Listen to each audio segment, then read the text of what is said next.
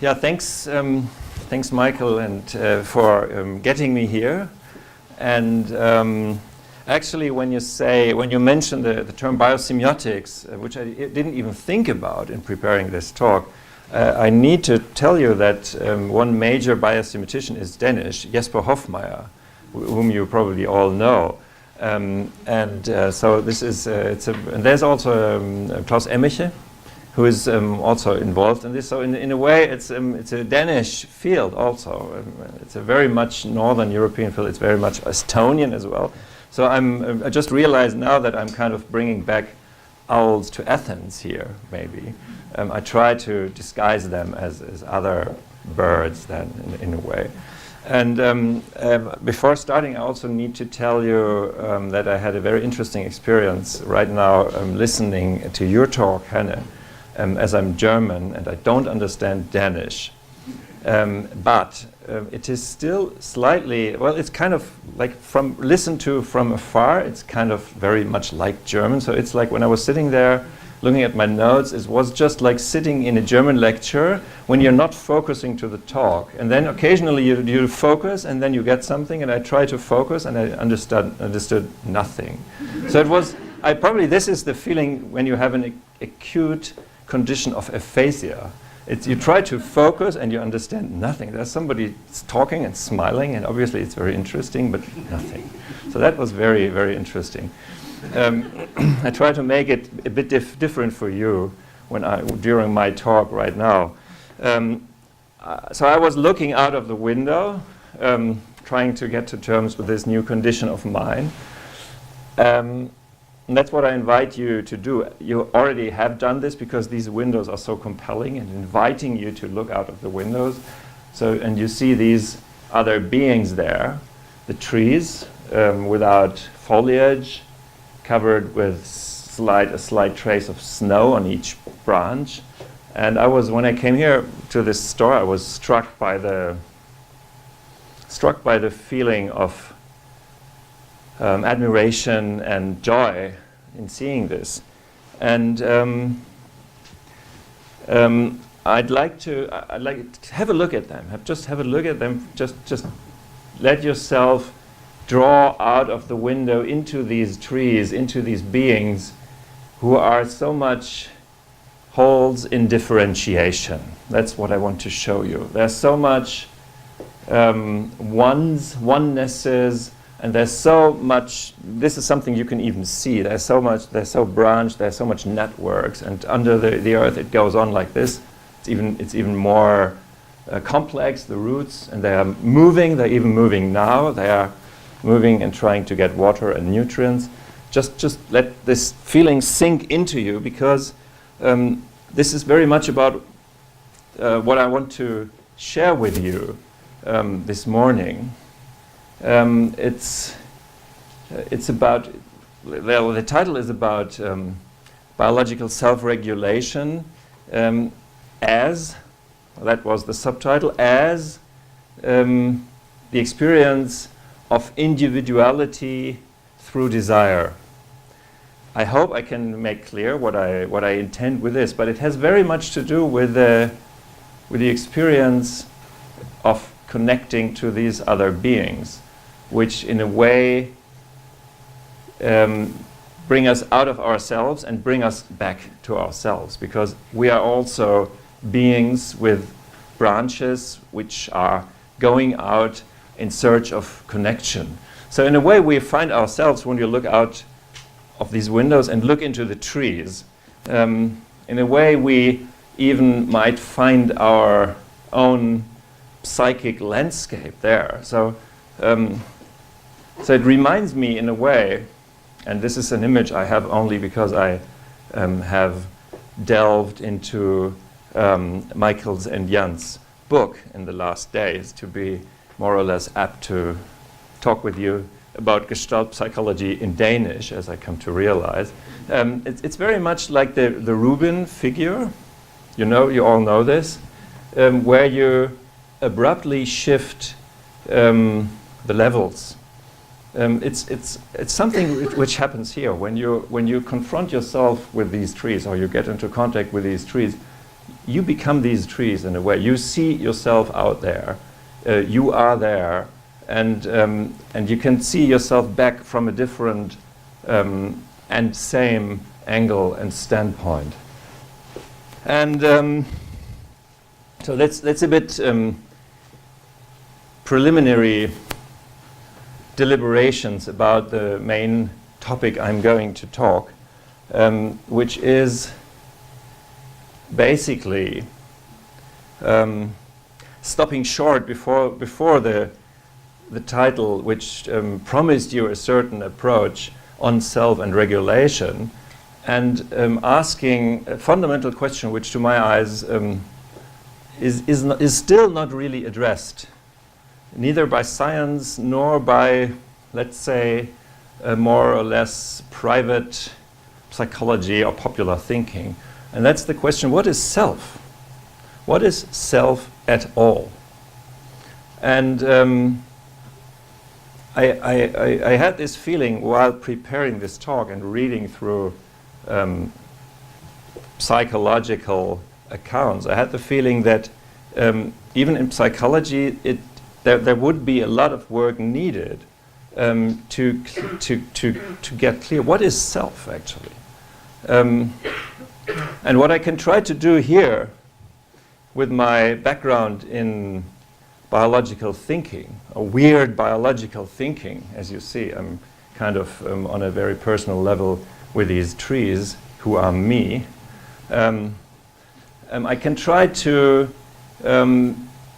research together with you what self could be.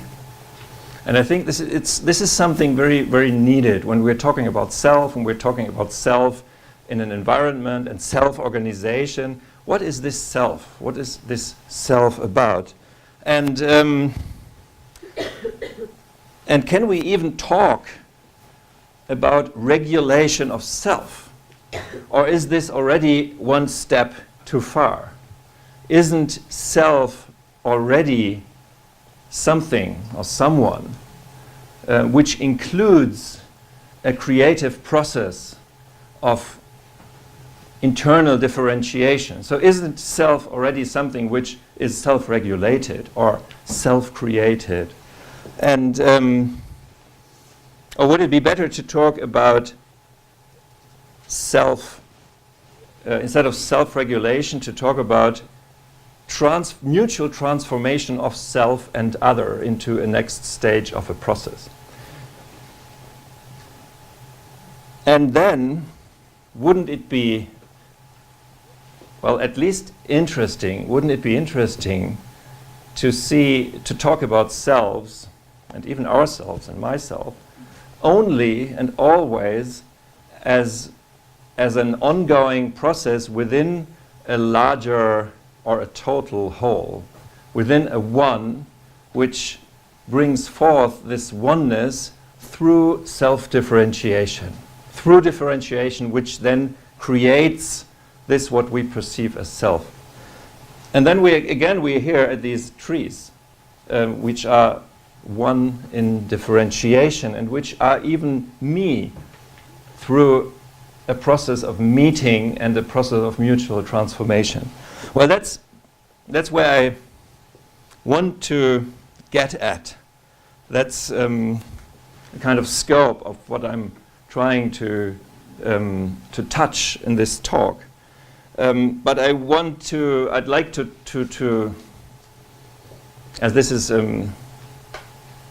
the kind of the sum of it all, and it is rather complex. So I want to try to build it up from let's say from a more simple level, and make you experience this process of creation of a self in which you're applied, and which can't be had without other, which isn't something which is going on for itself and then other comes, but it's something which is actually about the whole, separating into smaller pieces, but still being connected to the whole. And this simpler approach implies another and even more hands-on experience on your side. So instead of looking out of the window right now, I'd ask you to breathe. To simply, you're all psychologists, so you know breathing exercises are the 101 of psychotherapy and meditation, so you all know this. But it's not a breathing exercise. I just want you to consciously be aware of what is going on all the time, because we breathe all the time, otherwise we die rather soon.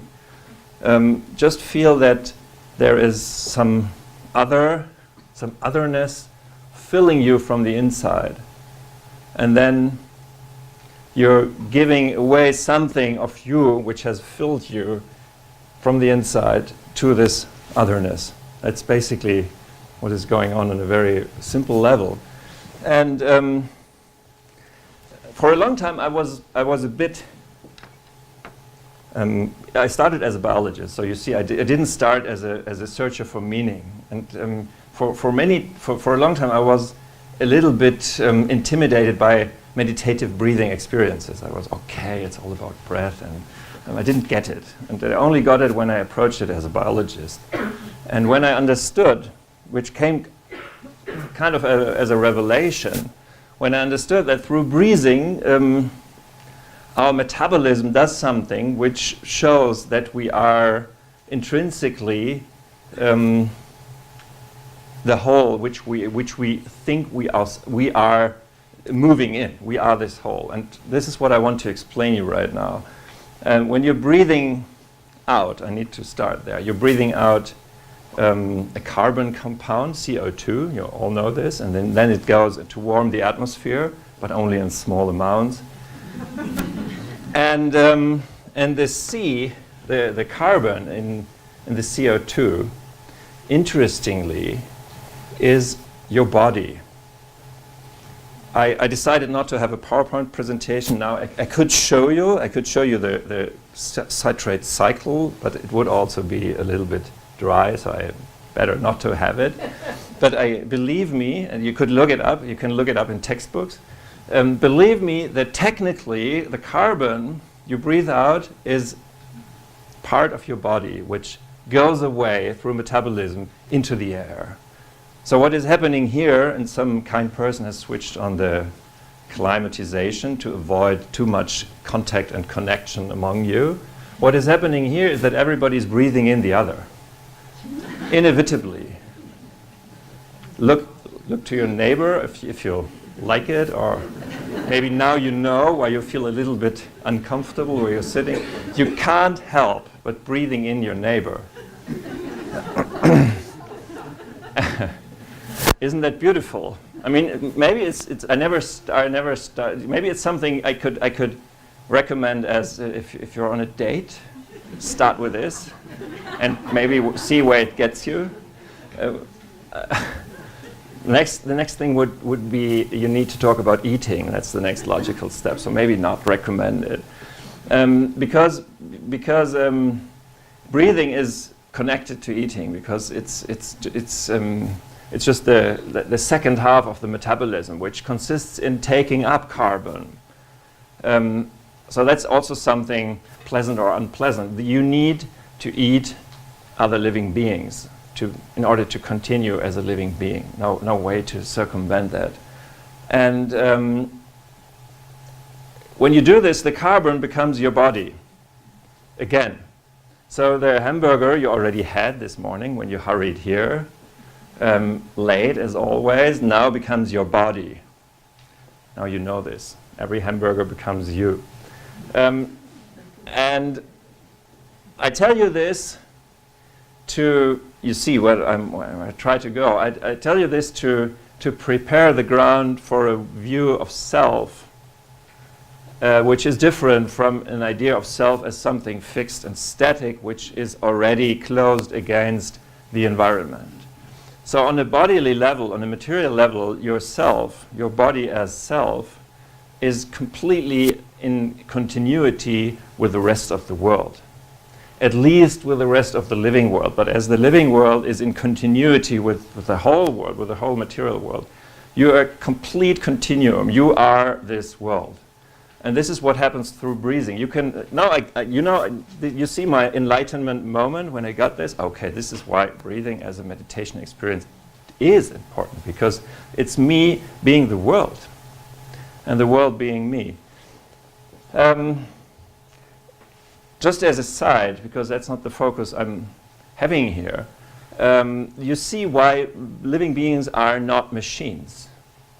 You're not a motor burning fuel. That's the metaphor every pupil is taught in school, at least in Germany. You're a tiny factory burning fossil fuels. You get energy from this, and you can translate this into movement. But it's just not this. It's just not, because in a motor, the self, the motor, is separated from what it burns. And this gives the problem of climate warming, because all these motors are separate from what they burn. And in the case of a living self, we are what we eat. So this is pretty different. So we are not machines, but we are selves. And we are selves, although we are obviously in a total continuum with the remainder of the material world. Can you see there a little like conceptual difficulty? Obviously, I mean, everybody knows that's the primal core conscious knowledge. Everybody knows he or she is a self. He or she knows it because he or she wants to remain a self. So this is something we cannot really deny on let's say on this kind of embodied rational experience. But on the other hand, following this track I just laid, this self is, it's just a phenomenon, it's an illusion. Obviously, we are the total picture. We are the total, well, we could use the world field maybe. We are figure and background. Can you see like what I suggested to you before? Can you see the way you can flip the images? You can totally feel yourself as yourself, but on the other hand, with some nudging or some preparation, you can also feel to be, or at least understand to be, the total whole. And it's interesting to do some exercises on this, which is possible, and then you can really have an emotional experience of being this total whole. I kind of self-condition myself so that I tend to have this already looking out of the window into these trees. You know, this is what I wanted to share. So I'm kind of, my threshold has lowered because I'm always working on this. And so the interesting question is, how does this self come about if in the end this self is the total whole continuum? What about this self? So is there a self, and why does it exist, and what is the process through which it exists, and which relation does this self have to the total continuum? And I think these are questions we should address, actually, to get more out of this idea of self, and to understand this nice paradox that there truly are selves, which truly are material bodies in space you can run into, or you can hug, or you can hurt or scare. And on the other hand, there's truly a total whole continuum of the real which you are as a part. And you see, this is already, I complicated the situation actually. So it's from this point on, it's very difficult to just start speaking about self. If you buy into what I'm trying to sell you, it's difficult to just start talking about self, because self always implies other, because self somehow is other. And on the other hand, self is what is not other, which is weird. So if you talk about self, you already have a difficulty, or self is a difficulty. And as you all know, as clinicians and researchers, difficulties are beautiful, and we thrive on difficulties, and we earn our money with difficulties. So let's have a little bit deeper look into these difficulties. Or let's have a little bit more fun with this paradox. And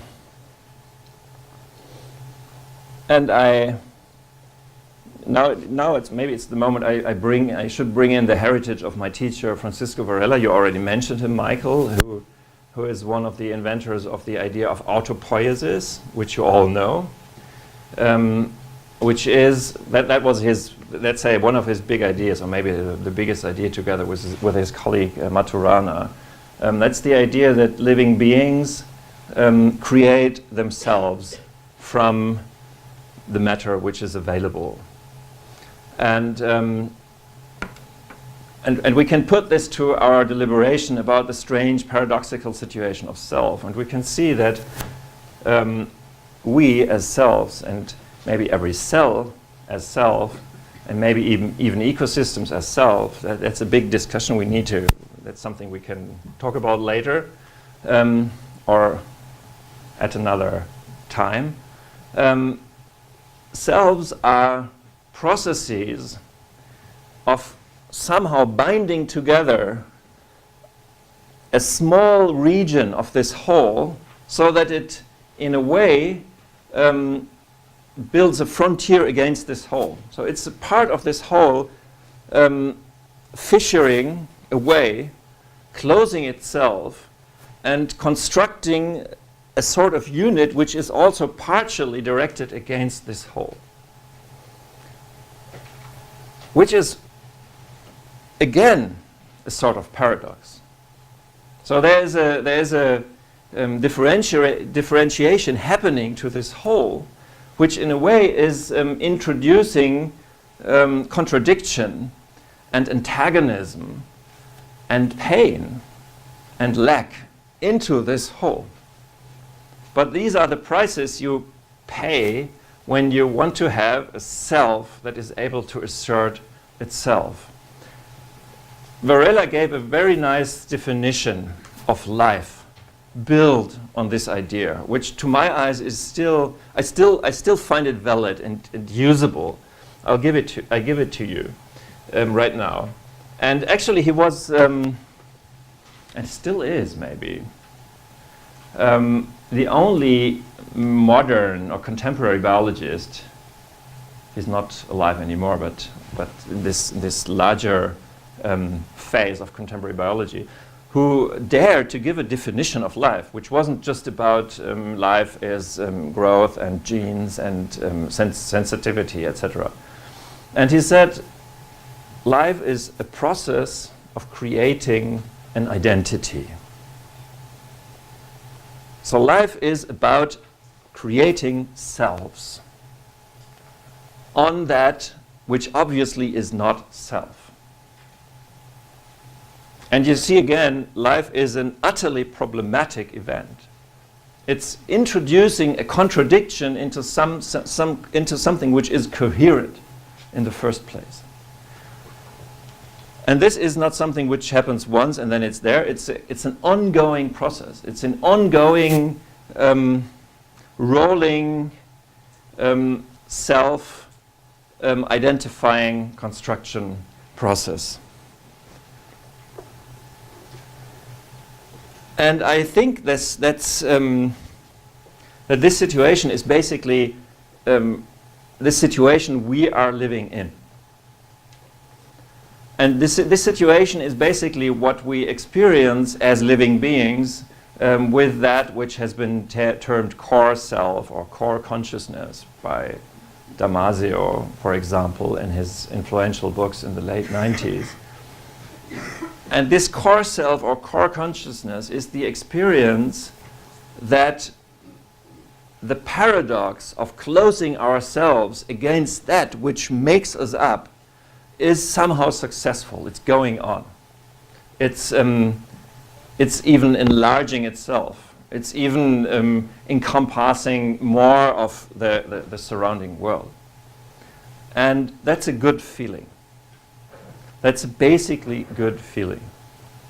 So self is about basically feeling good in the process of creating viewpoint, a standpoint, a subjectivity on the whole, which nonetheless is needed to be fed upon to construct this self.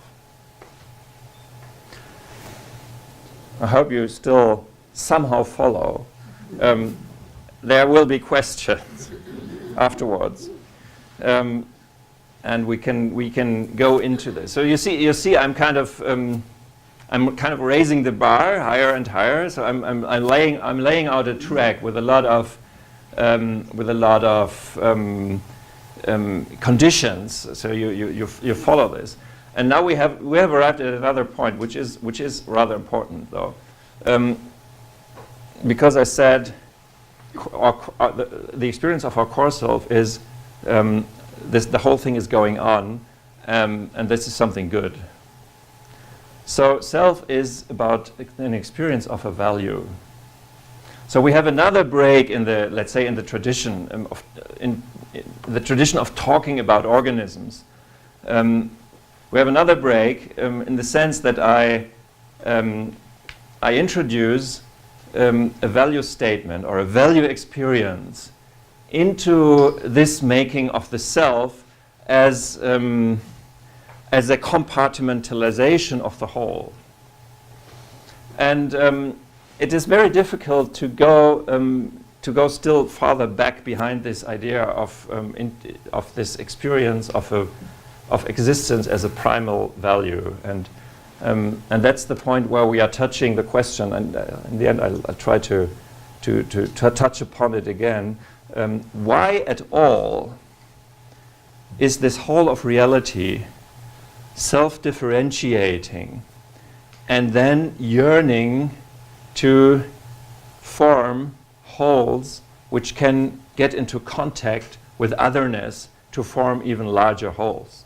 I mean, I think that's a very important question, which is implied actually by this, let's say, radical, paradoxical approach to biology, which can't be avoided. So you run into this, the huge spiritual question, and I think it's even needed. So let's keep this as a background, but let's let's go back to a smaller spiritual question, or the smaller feeling question, or maybe even the aspect of desire, which was promised to you in the title of my talk, is that the process of creating an identity, which is self building upon otherness, has an emotional aspect to it.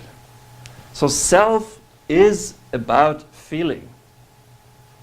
Self is, in this world of pure matter, about being this matter as feeling.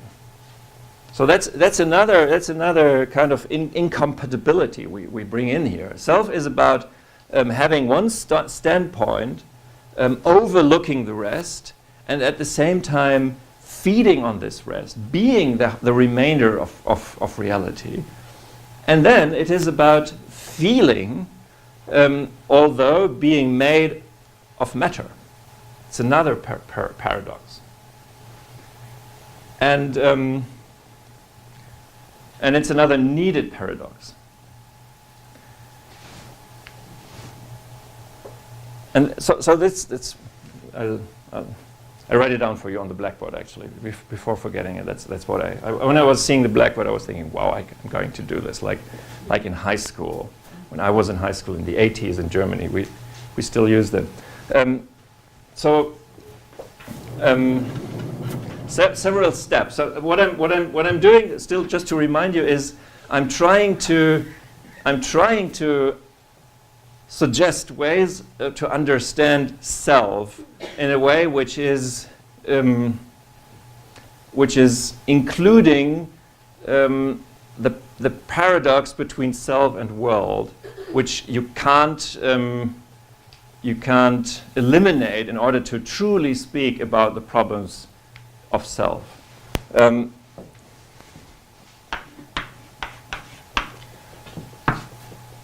Self is a process of creating an identity.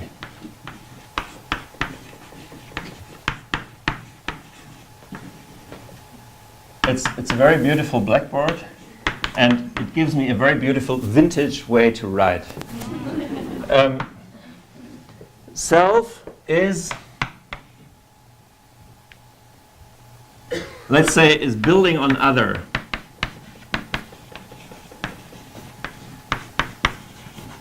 So in a way, as you are the hamburger you had this morning, or you are the cereals you had this morning, let's be fairer, or I am the coffee, the fifth coffee I had this morning. Somehow self is other.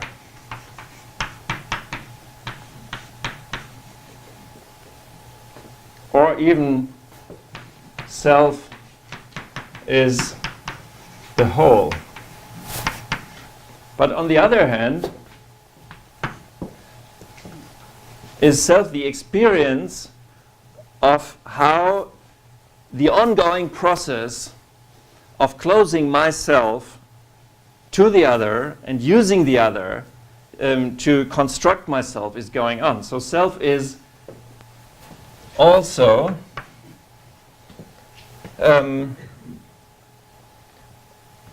something like a successful individuation. So self is not the whole. And then I said, as this success manifests always as an experience. Self is, let's say, self is existential concern.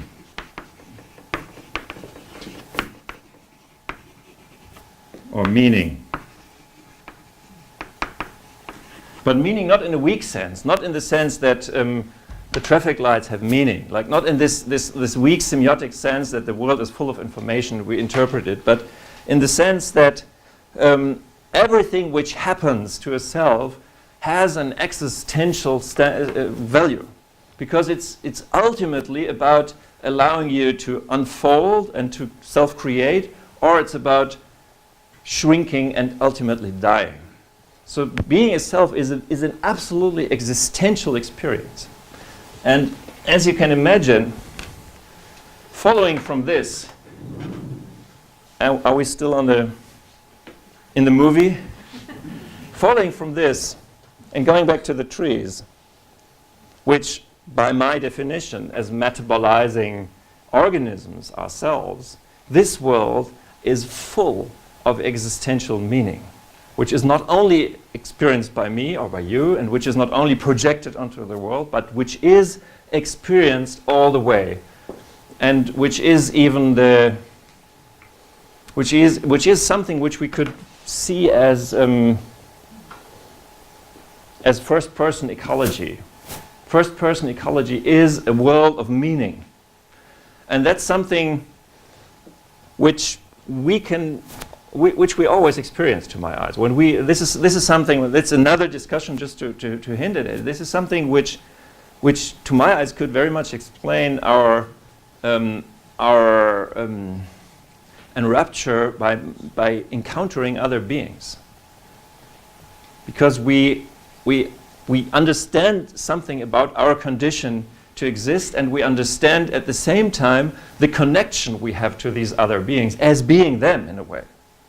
So seen from this perspective, if you walk out into nature, you have a stroll in your own psychic landscape. And at the same time, you know that your own inner landscape is part of this vast and bigger outer landscape, which is all expressive of this condition to be alive, which to my eyes, at least to me, gives this beautiful feeling of truly being a breathing part of reality. Actually, this topic is the starting point from where I got here. When I started my thinking, I was so desperate in finding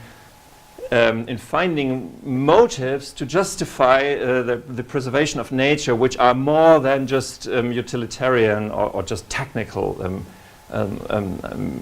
reasons. And you see where it brought me. It brought me to recalibrate our whole notion of what it is to be alive.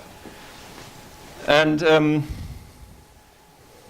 Yeah, well, I need to strengthen this a little bit more. And it's a difficult question to decide what is first. Is existential concern first, or do we have a primacy of desire?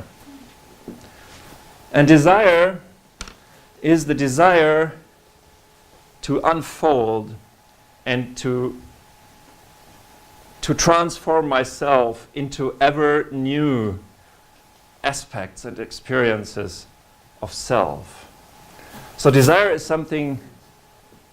Sorry? 5 minutes. Ah, okay. I have desire for some more. It's good. It's good.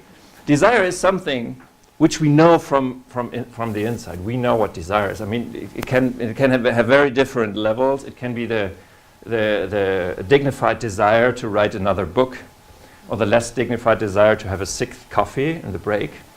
But we know it. I mean, we even know it so much that we could say we are creatures of desire. But we also know other creatures are also creatures of desire, like my dog, who has become very much a creature of desire for food, since there's also a cat living in our house, and he now knows that the food is contested. So he has really become a creature of desire. Like every movement, she's watching me like this and making this ultrasonic sound. You see, I'm using my 5 minutes in a very efficient way.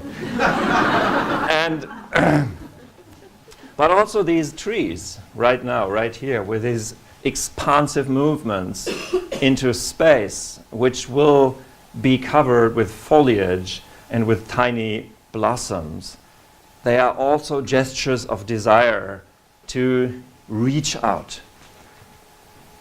And the interesting thing in desire is that it is a desire for unity. And this desire for unity is at the same time a desire for connection. So desire is about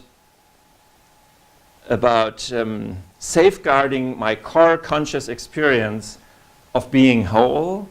And this wholeness, and this is something which is inbuilt into the desire, which I know, this wholeness means to incorporate others. Desire means to yearn for self in connection. So to my eyes, in desire is already built in this small paradoxical ontology of the self, which I try to unfold here. There are always both sides. That it's always a relationship. It's already a construction of being a standpoint through being in intense contact with the other. And I mean, this contact can mean many things. I hope you see that's not an idol I'm painting here. It means, in an ecological sense, it means either propagation or feeding. That's the way identities are exchanged in ecology. And it's not always nice. As you know, desire is not always a nice and neat thing. And the Greek god Eros, who is a godfather for my term of erotic ecology of the whole thing, the Greek god Eros was a tragic goddess, actually, because desire, which means self through the other, breaks down or wreaks havoc if the other is not there, or if the other can't be or can't remain the other. If you don't have an other because you annihilate him or you control him, then it's very difficult to be a self. So let me change this self as self through other. And to my eyes, that's something which is built into the experience of desire. And just to make use of the last 30 seconds. And this is something which to me is still the most beautiful and the most enigmatic question in relation to the whole of reality. Why needed or wanted or why desired this one of reality to differentiate into these ruptures which need to be in contact with other ruptures in order to become themselves through through a reciprocity, and through this reciprocity somehow become this one again. To my eyes, that is what is going on. And why is this going on? But we can feel this and we can be a part of this. And maybe we, last sentence, maybe we should even, or maybe we even strive to productively further this. So we feel good if we are self through other. And possibly we can say, experiencing myself through other and letting other grow through myself is the definition of a practice of love. Thanks.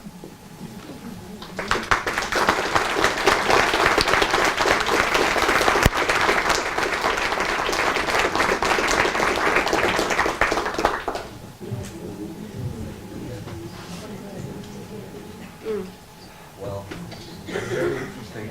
I kind of feel that in this perspective of desire that there is aggression there also, kind of proactive aggression. I mean, if a plan wants to become a plan or desires to become a plan, it has to have some kind of aggression. So, but what about, so there's a doing, but what about the being? Where's that perspective in yourself? How do you see that? Yeah. Yeah, so let me just, you see, I need a 10 seconds of thinking about this. In the picture I painted, being is actually always being in a process of doing something. So being isn't there as a static, like immobile non-activity. And if you look at like matter from a physical standpoint, you see that matter is, even if it looks very static, a heap of sand or whatever, a rock, if you look at it on a deeper level, it's activity. It's about connecting. It's about contact. It's about mutual transformation. It's about even about caprice. Like, you never know when an atom will lose one of its electrons. So, I mean, I was hesitating because I like being, and I also often advocate being against needing to function. It's good just to be. But I think it's another side of the paradox, as I introduced here, is that being a self means that you need to produce yourself in this sort of reciprocity with the remainder of it all. And if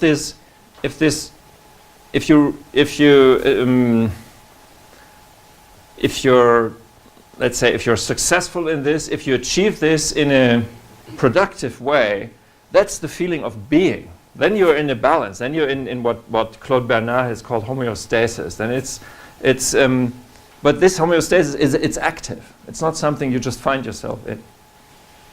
That's what that would be my first take on your question. Yeah. You mentioned in the beginning self as an illusion. Yeah. Can you say a little more about that? Yeah, I think I mentioned it like passingly, because what I was trying to show you is that self isn't an illusion, but on the other hand, it is also not self. So I use this word. I use this word not to arrive at a fixed point. That self is an illusion. I mean, that's how I'm dealing with these spiritual standpoints which talk about self as an illusion. On one hand, it is, but on the other, it isn't. And I mean, isn't it possible that Western philosophies have bought into making making the self much stronger, much more autonomous, and much more alone than it is. And Eastern philosophies have just done the opposite. Some of them. I mean, this is a very wholesale way of reacting to. But I think both is there, and to me, it's a nice challenge to integrate both, and to completely take serious that self is an illusion. And to keep in mind that self isn't an illusion at all. I mean, do this. That's very interesting. But to my eyes, this is what living beings are doing all the time. It's just this. So I have come to even to like a little sport to formulate this set of enigmas, children's riddles, which characterize the living process, combining things which are not doable together. It just comes to my mind answering to your question. So what comes out if you posit self as a total illusion and self as an existential reality? I'd say a flower. Yeah. Or I mean, one other favorite of mine is please build, or please suggest, construct, or whatever, invent a wall which is a door. It's a living being, which is all the time self-creating in a way that it's completely, it can, in that moment it's a door, and in the next moment it's a wall. But as we all know, life is deadly. So it doesn't even function in the long side. It's even not possible. So that's what I would say. But I mean, it's to me it's very important to see that the Eastern idea of get rid of all this self-individuality and then you get through to the real thing. It's shedding an important part of reality, which is about individuation. To me, that's very important. But maybe it's this synthesis is kind of new, and we need to do it right now in the Anthropocene. Maybe that's our job in a way. You talk about it. Reminds me of the Zen people when they talk about the koans. Yeah, it's actually I've started to create koans. Yeah. It's true. It's true, but don't have any Zen education. I mean, Varela, as some of you probably know, was also a Buddhist master, but Tibetan Buddhism, and but he never taught this. Just maybe he just kind of it seeped through his way of being. But but I found myself there actually. Yeah. And just to add, poetry is very often about these paradoxes. A beautiful metaphor is very often something which can't really be true. And I need something for you to grasp that. Well, there's the line quoted by Susan Langer, a very brilliant philosopher of life from the States in the 60s and 70s. And she quotes Homerus, who's talking about the wine dark sea of the Mediterranean. And do you get the poetic meaning of the wine dark sea? I mean, you know, everybody has been there probably in our age of cheap flights and having no leg space at all. The Mediterranean has a translucent blue. So it's wrong to talk about the wine dark sea, but we get it. We somehow get it. And I mean so it's a koan in a way. Or there's a French poet quoted by Gaston Bachelard, and he writes about hearing a young walnut tree green. You see this, it's completely, I mean, you synesthetes among you can understand this a little bit more. But it's totally like, but poetry works like this. And I think poetry is ultimately about the insight that we are this whole in individuation. And being the whole in individuation, that's a deep paradox. It's a painful paradox. But it's very much about reality, to my eyes. Yeah, thanks for the question. You see, I had something to give to you on that.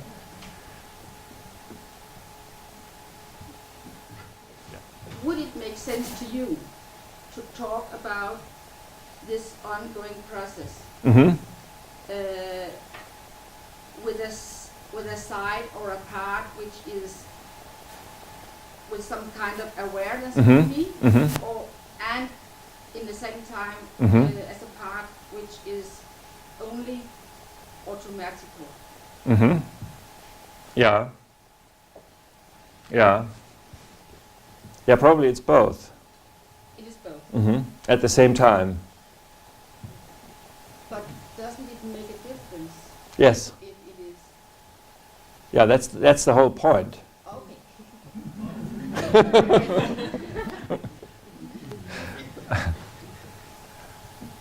Good arrives. Don't worry. I wonder about morality. Yeah. Based on your considerations. Yeah. Are there any specific moral implications? I mean, understanding at the basic level that you're talking about, what does it tell us about how we should build societies? Yeah. Negotiate desire between us. Yeah. Yeah. Yeah. Thanks. Yeah, that's very important. That's very important, and you spotted that this doesn't yield the classic Western moral philosophy. It doesn't come out from this because it's not about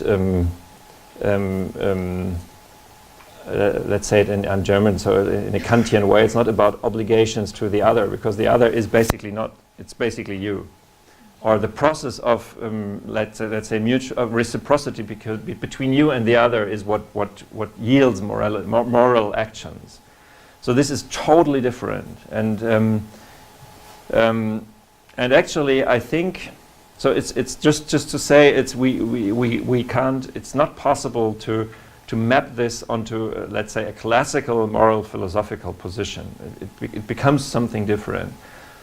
So let's say ethical actions are always in this, or let me say something different before. So first, it's important that being a self is about creating values in the first place. So it's not a neutral thing, like in living being, and then we imply values. So values have to do with the most fundamental acts of living. So that's important to keep in mind.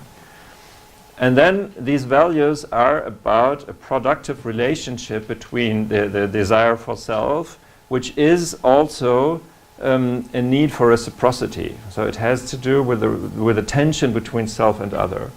So we can have a moral system only if we have let's say, an ethics of the productivity of the whole, which allows individuals to flourish. It goes something in somewhat in that direction, or we could say it's a commons ethics, and this breaks down the absoluteness of the individual. And you already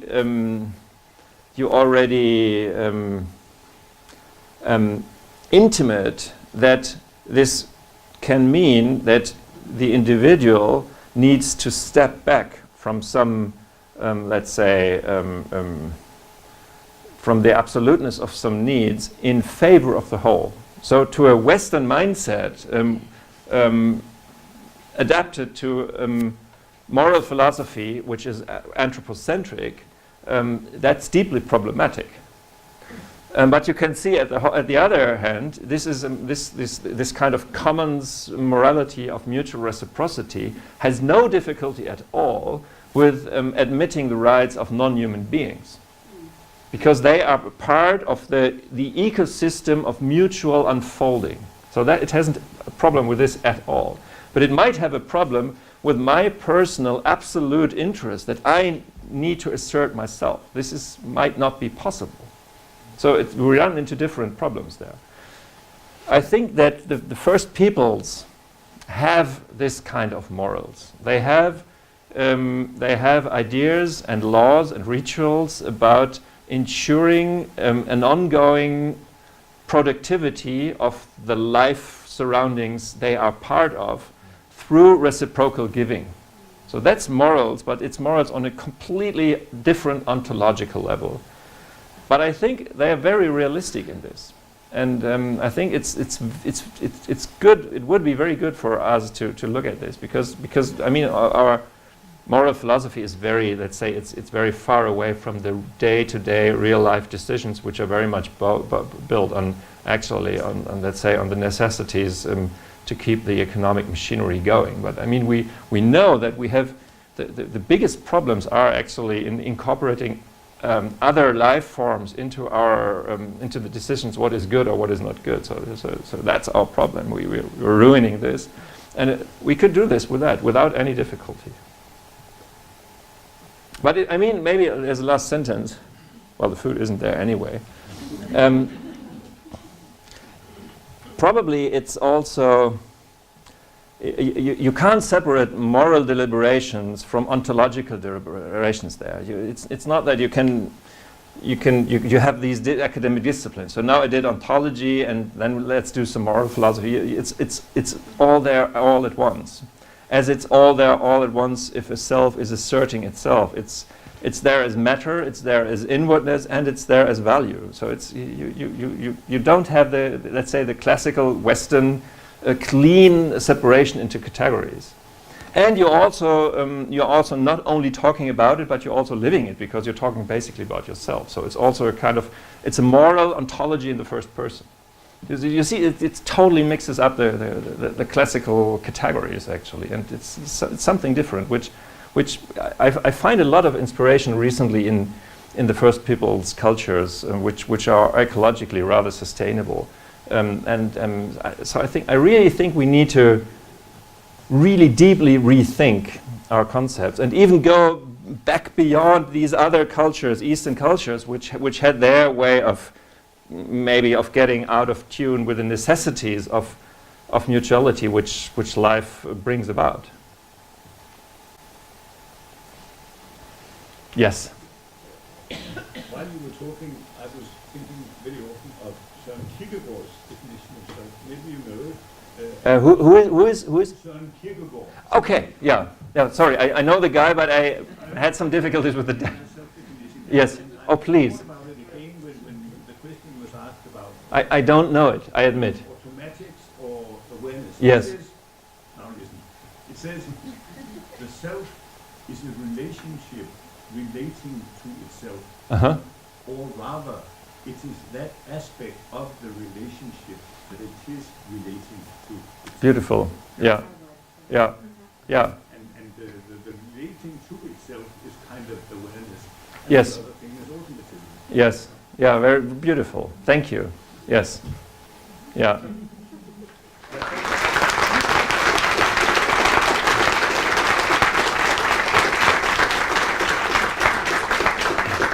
Thank you, Andreas.